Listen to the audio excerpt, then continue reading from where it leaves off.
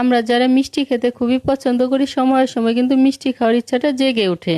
রান্নাঘরে গিয়ে যখন দেখবেন মিষ্টি বানানোর কোনো উপকরণ নেই তখন কি দিয়ে মিষ্টিটা আপনি তৈরি করবেন। ছানা দিয়ে যে শুধু মিষ্টি তৈরি করতে হবে তার কোনো কথা নেই, চিড়া থাকলেই হবে। মিষ্টি বানানোর জন্য এখানে আমি 1 কাপ চিড়া ভালো করে ধুয়ে 10 মিনিট জলে ভিজিয়ে রেখে জলটাকে ঝরিয়ে নিয়েছি।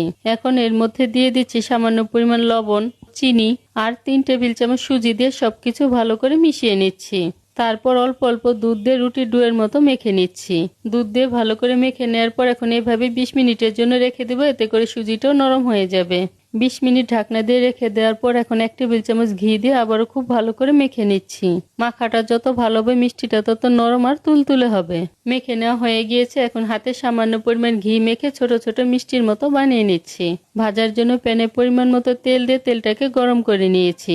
তারপর মিষ্টিগুলো যখন আমি তেলে ছেড়েছি তখন কিন্তু চুলার আঁচটা একদম লোতে রেখেছি। যদি হাই হিটে ভাজতে যান তাহলে মিষ্টিগুলো তেলে ছাড়ার সাথে সাথে মুচমুচে হয়ে যাবে, তখন কিন্তু শিরাটা এর ভিতর যাবে না। প্রায় 10 মিনিটের মতো ভেজে নেওয়ার পর সুন্দর একটা কালার চলে এসেছে, এখন তেল থেকে তুলে নিচ্ছি।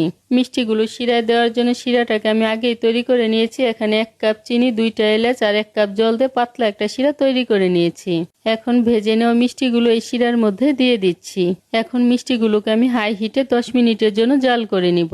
10 মিনিট হাই হিটে জাল করে নেওয়ার পর মিষ্টিগুলো আমার তৈরি করে নেওয়া হয়ে গিয়েছে। এখন চুলাটা বন্ধ করে এভাবেই রেখে দিব যতক্ষণ না পর্যন্ত ঠান্ডা হয়ে আসে।